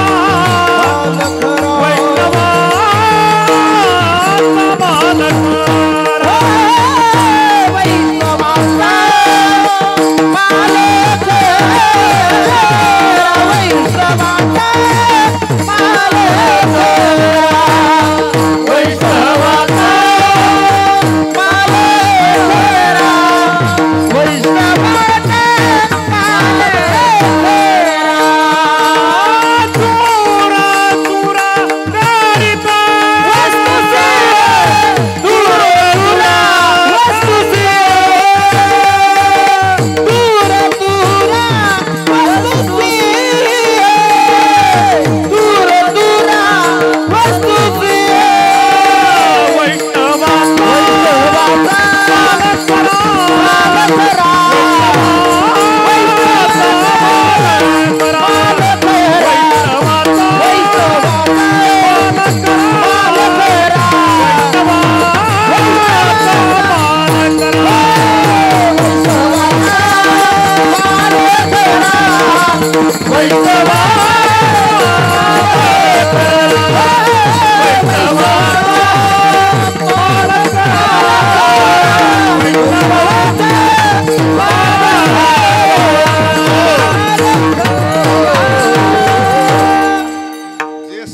सांगितलं ते भगवंताचं नाम आहे. महाराज म्हणतात वैष्णवांचा माल. कोणता माल वैष्णवाचा खरा? तर भगवंताचं नाम. आता इथं नामालाच विशेषण येते. कोणतं? माल. माल हे विशेषण कशाला आहे? नामाला आहे. किंवा गाथ्यात दुसरं प्रमाण असं आलंय, तुका म्हणे माल माझा खरा विठ्ठल.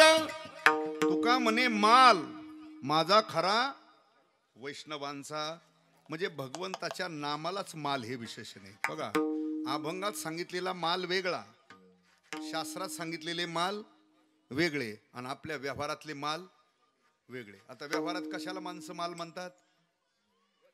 कशालाही माल म्हणतात. बघा, आपल्याकडे शेतात जे धान्य पिकतं त्याला आपली जुनी माणसं अजूनही काय म्हणतात? बघा, जुनी माणसं गप्पा मारताना, महाराज या वर्षी पाऊस पाणी बरं आहे, मालटाल. मालटालच म्हणतात ना. म्हणजे शेतात जे धान्य पिकतं त्यालाही मालच म्हणतात.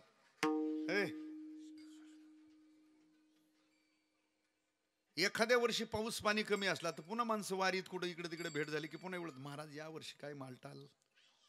म्हणजे शेतात जे धान्य पिकतं त्याला काय म्हणतात? माल म्हणतात. एखादा सर्व्हिसला मनुष्य आहे, 1 तारखेला पगार झाला, पहिली उधारी दिली दुकानदाराची, आणि पुढचं घेऊन आलं ते 4-2 पिशा भरून तेल तांदूळ गहू आमकं डमकं तमकं पिशा आणून ठेवल्या घरी, किराणा सगळा. आणि मित्राची भेट झाली, काय चाललं साहेब, काय आता महिन्याचा माल भरून ठेवला, आता काही टेन्शन. म्हणजे खायला जे तेल तांदूळ गहू आमकं ढमकं लागतं त्याला इथे काय म्हणतं? मालच म्हणतं. चला, दिपाळी अशी 4-8 दिवसावर आहे आणि तुम्ही मोठ्या पेठात सिन्नर सारख्या जवळ कुठलं तुमचं मोठं शेर आहे तिथलं मोठ्या पेठात गेले. कापड दुकानदार असं टिकून बसलं. काय चाललं सेठ? काय महाराज एवढा माल भरलाय अजून काही गिराईक? मग त्यांनी त्या कापडाच्या गाठी आणून ठेवले त्याला इथे काय म्हणतं? मालच म्हणतात. शेजारच्या गावामध्ये श्रीमंताचा साखरपुडा आहे आणि इथल्या 4-2 मंडळीला आमंत्रण होतं. गेले मधूनच. साखरपुडा झाला, बेतही झाला आणि निघाले मधूनच गप्पा मारीत. त्याच्यातला एक जण म्हणतो, आचारी कुठला होता रे इथं स्वयंपाकाला? तो म्हटलं सिन्नरहून बोललो होता. का रे? चांगला माल बनवला होता बरं. म्हणजे खायचे पक्वान आहे त्यालाही काय म्हणतं? हे मालच म्हणतात. जे भगवान शंकराच्या मंदिराच्या भोवती किंवा मंदिरात टोळी बसती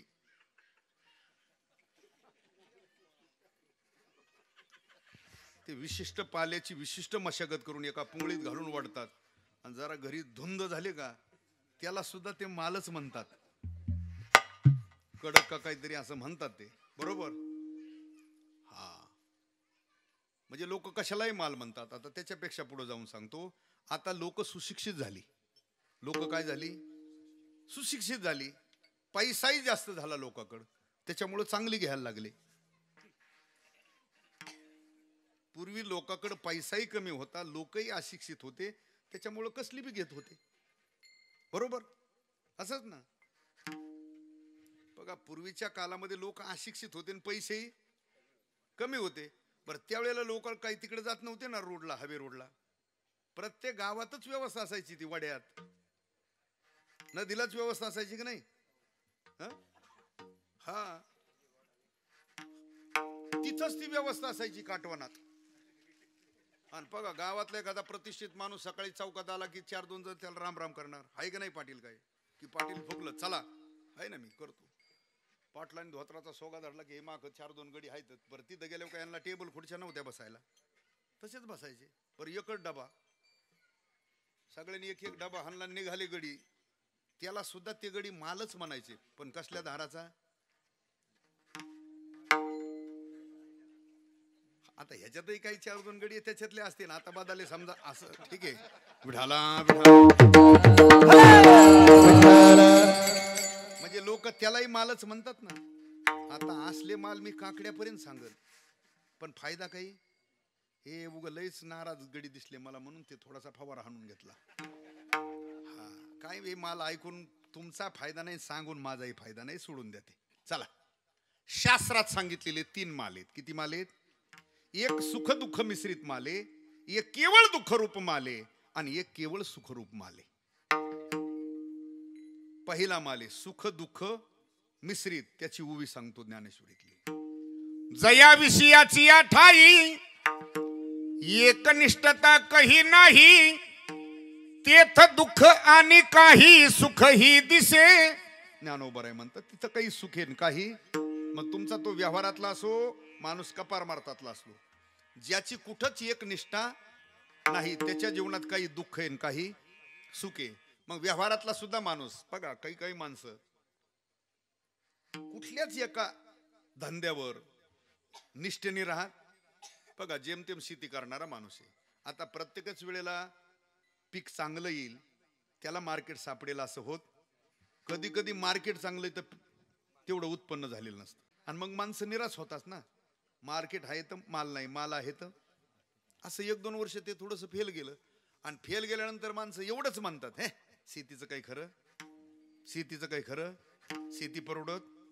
मग आणू का पुण्याची गिराईक? परवडत नाही. तर ही मानसिकता नीट राहिली नाही.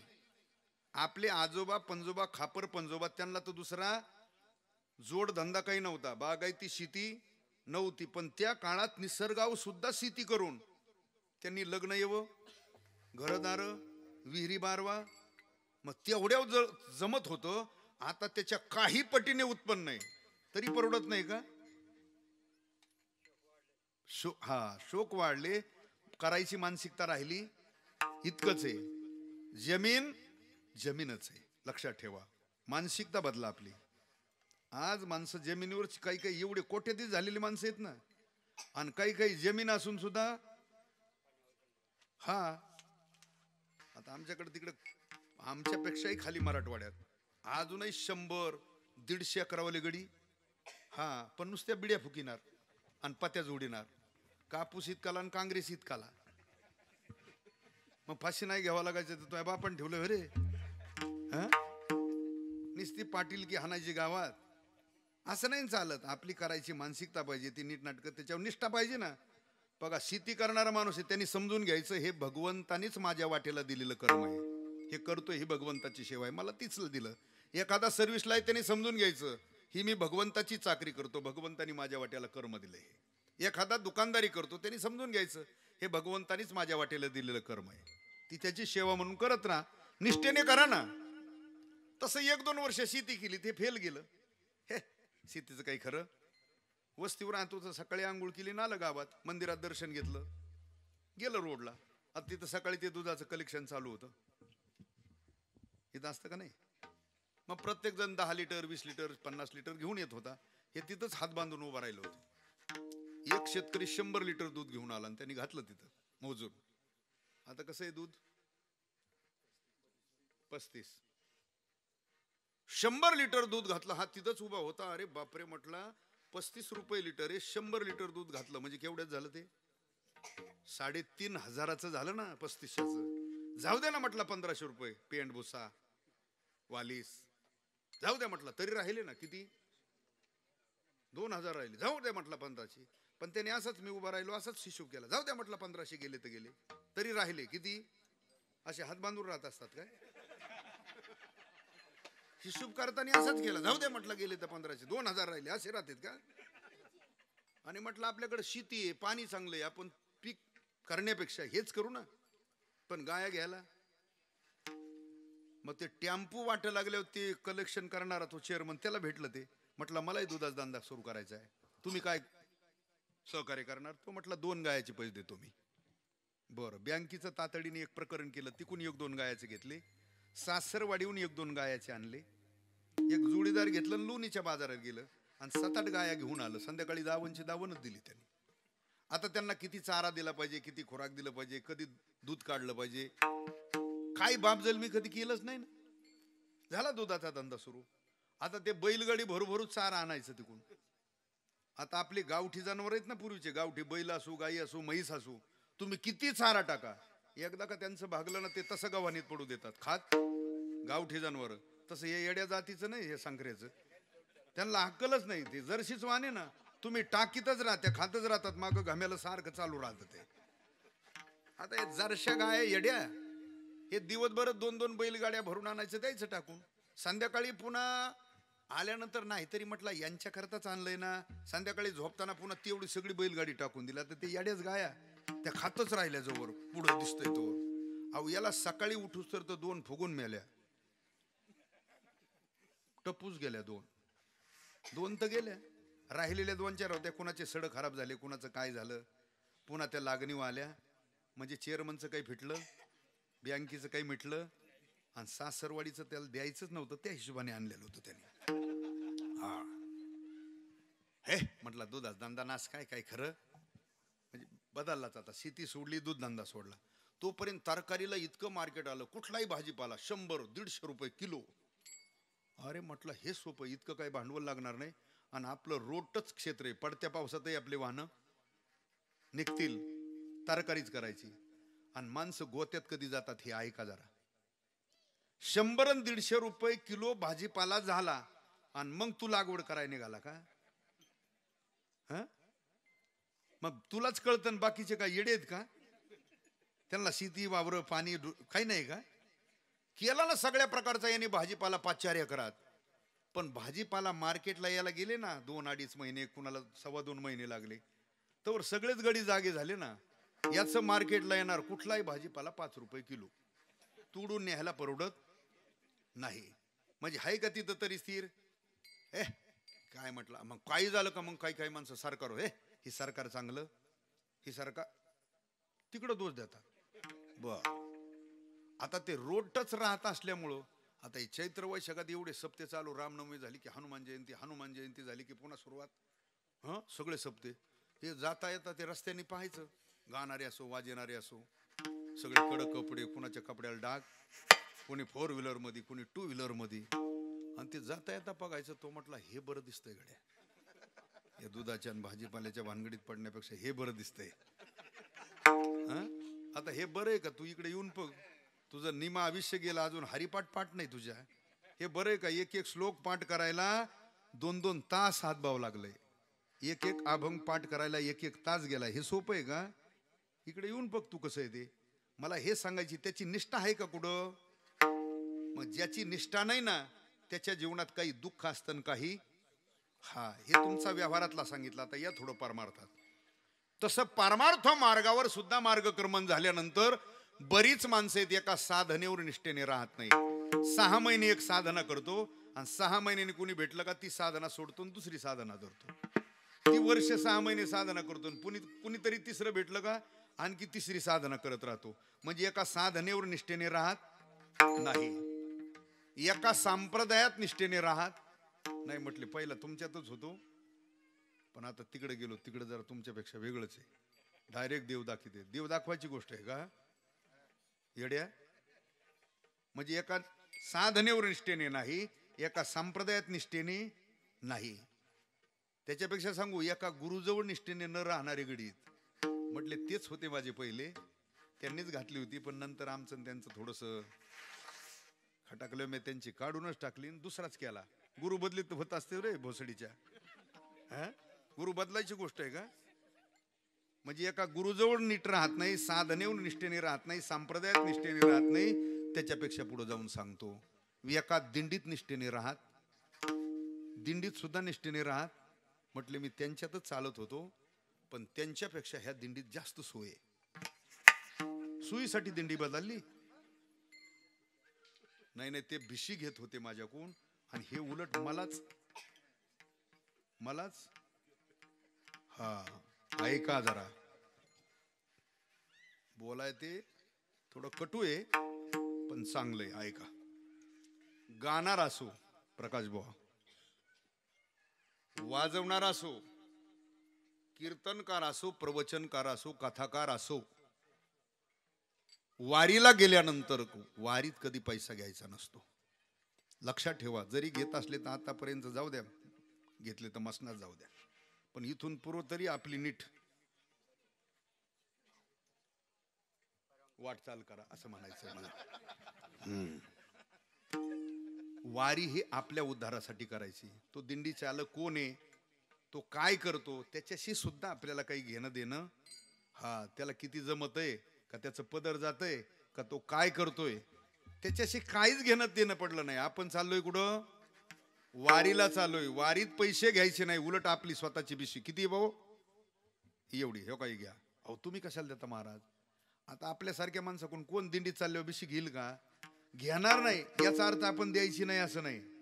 पूर्वीचे जुने वारकरी सांगायचे, ठीक आहे वारीत गेल्यानंतर आपल्याला पंगत घालता नाही आली, अन्नदान नाही करता आलं, तर किमान आपण आपलं तरी खाऊन वारी करावी, तर त्याचं फल भेटत असतं.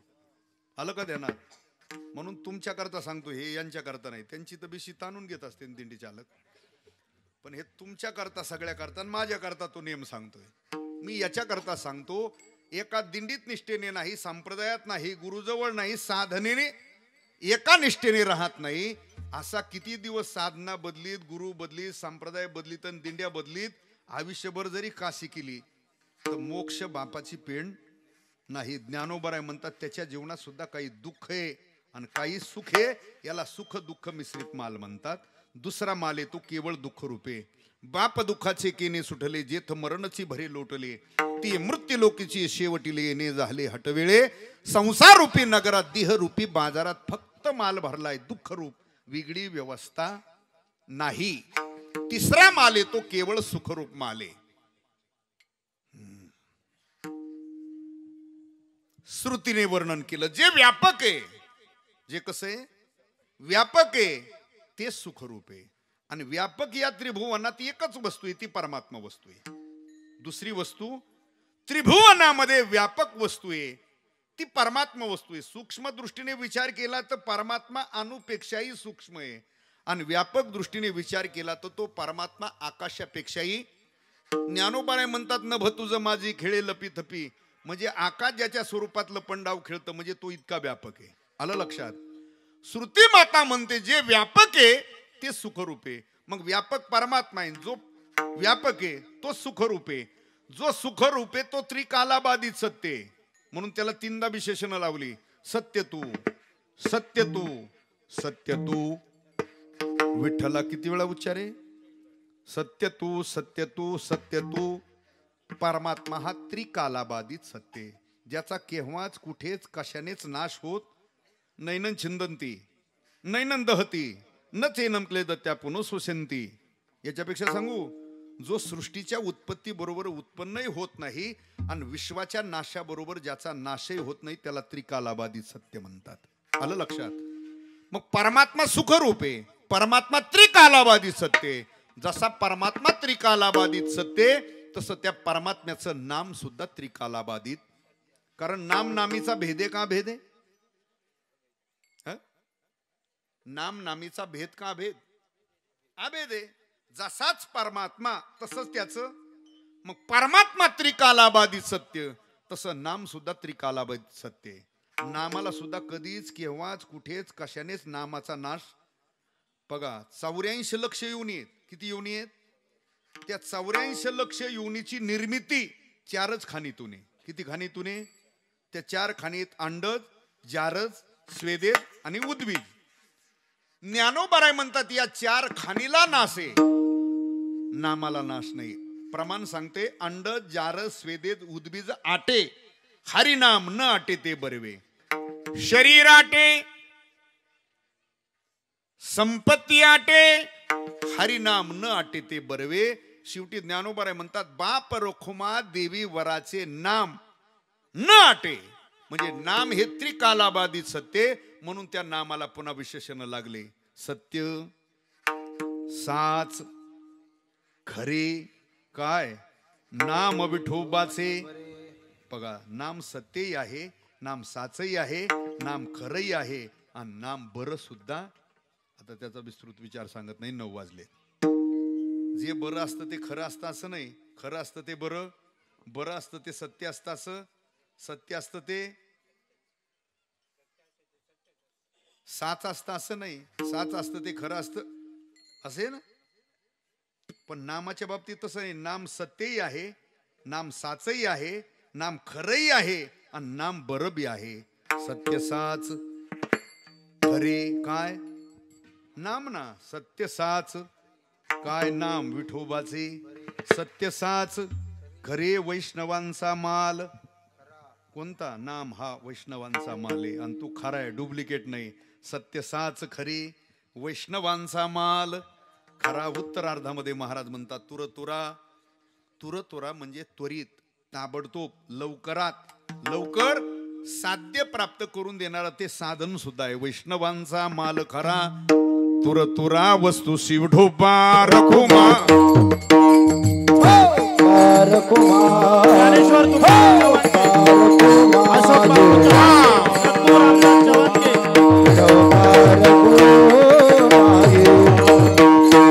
दिलीप चंद्रभान चव्हाण के, अर्जुन लहानू चव्हाण के, दत्तू रामदास चव्हाण के, अशोक बापू चव्हाण के, ज्ञानेश्वर तुकाराम चव्हाण के. विठोबा रखुमाये हरी विठोबा.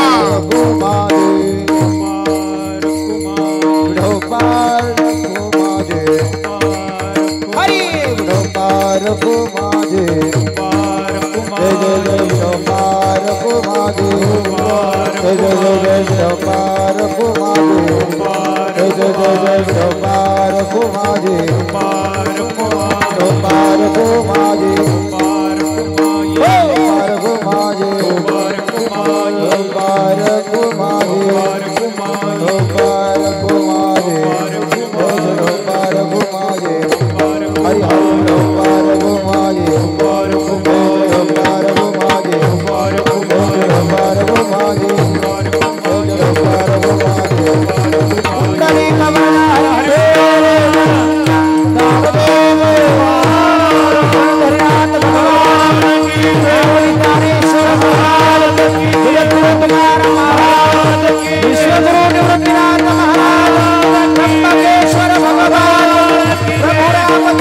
भगवान महारथी हनुमान की जय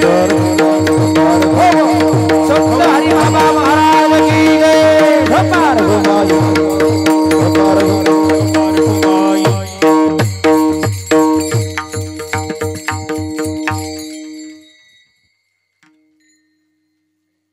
वैष्णवांचा माल खरा तुरतुरा वस्तुसी जो निष्ठावंत नामधारके तुकोबराय म्हणतात त्या नामधारकाला मोक्ष प्राप्ती करता उद्धारा करता अन्य साधनं कुठली करण्याची गरज नाही. ती कोणती? भस्मदंड न लगे काठी तीर्थाटी भ्रमण.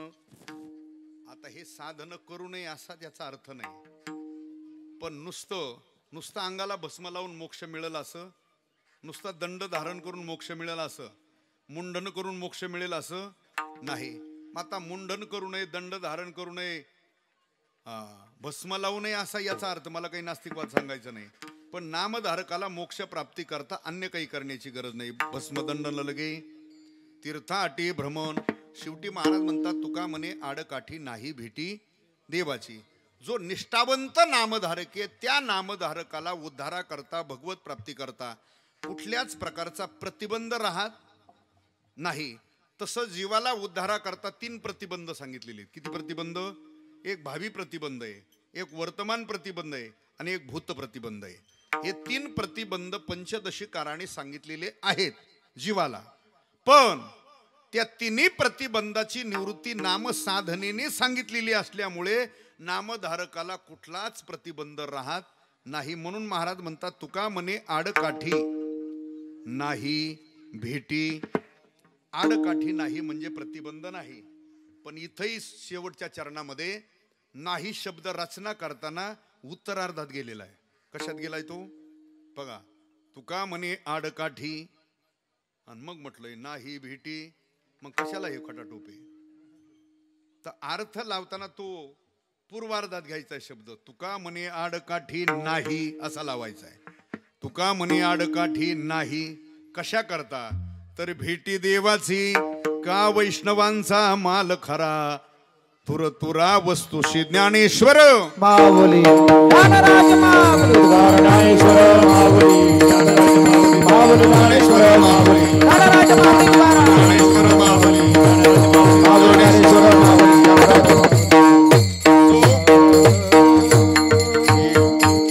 या अभंगाच्या काही चरणाचा थोडक्यात शब्दशार्थ मी आपल्या समोर ठेवण्याचा प्रयत्न केला. जे योग्य आहे ते मायबाप संतांचं आहे, गुरुजनांचं आहे. उपस्थित सर्व महाराज मंडळी गुणीजन सर्वांच्या उपस्थितीत झालेली सेवा श्री संत हरिबाबाच्या भगवंताच्या चरणी सेवा समर्पित करून सेवेला याच ठिकाणी आपण पूर्ण विराम देतोय. 9 वाजूनही 10 मिनिटं जवळजवळ पुढे झालेले आहेत. आजचा पहिलाच दिवस आहे. उलट आज संपायला पाहिजे होतं, नाही तर वेळ झाल्यावर बाकीचे मध्ये नाही 9च्या पुढे जातात असं होऊ नये. पण पहिलाच दिवस आहे. थोड्या सुरुवात ही पहिलं सगळं लवाजा माता गुणीजन आले का नाही वाजणारे सगळं अवमेळ असतं. पहिल्या दिवशी काय नसतं, फक्त पात्र वाढायचं काम असतं. तर मी पात्र वाढून पहिल्यांदा पंक्तीला बसल्यावर पात्रच वाढतात ना अगोदर, आणि नंतर त्याच्यावर वेगवेगळे माल पदार्थ येतात, पक्वान येतात. तसं आता उद्यापासून सगळे त्या वाढलेल्या पात्रावर वेगवेगळे पक्वान तुम्हाला म्हणजे मेजवानी आहे. मग तुम्हाला जे आवडत आहे पुढच्या मेजवानीतलं ते घ्या, जे आवडत नाही ते नका घेऊ. नको भाऊ मला असं म्हणा ना, मोकळ ताटात घेऊन रद्द ठेवू नका. मी पात्र वाढलंय. आता जो जो पदार्थ येईल योग्य वाटला तुम्हाला आवडला तर घ्या, नसला तर म्हणा मला तो नको. माझं आजचं पहिलं काम पात्र वाढायचं काम झालेलं आहे. आणि आता यानंतर आपलं 7 ते 9 सेवा आहे. लगेच आहे नाहीत आता. काय मेनू आहे आज?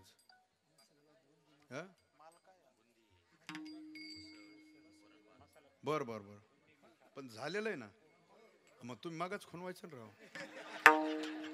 मी म्हणतो तिकडं स्वयंपाकाला टाइम आहे, कोणीच काय म्हणा, म्हणून मी 5-10 मिनिटं जास्त घेतले. मग झालं होतं म्हटल्यावर मला थोडं जरी खुणवलं असतं. अहो गरम गरम खाण्याचा जो अर्थ आहे तो गार करून कीर्तन आपण नंतरही कधी नंतर ऐकू शकतो, बरोबर नाही. जरी 5-10 मिनिटं झाले तर सेवा आपण इथंच थांबतोय. आजच्या दिवस भैरवीची चाल झाली असं ग्रहित धरतो बरं. वेळ झालाय म्हणून उद्या चाल जरा डबल म्हणा चालन ना. विठ्ठल जे जे विठ्ठल जय विठ्ठल जय जय विठ्ठल बोलिले देवरे देवा गुरे वंदे कला समापरा उच्चारिला अधिकार मी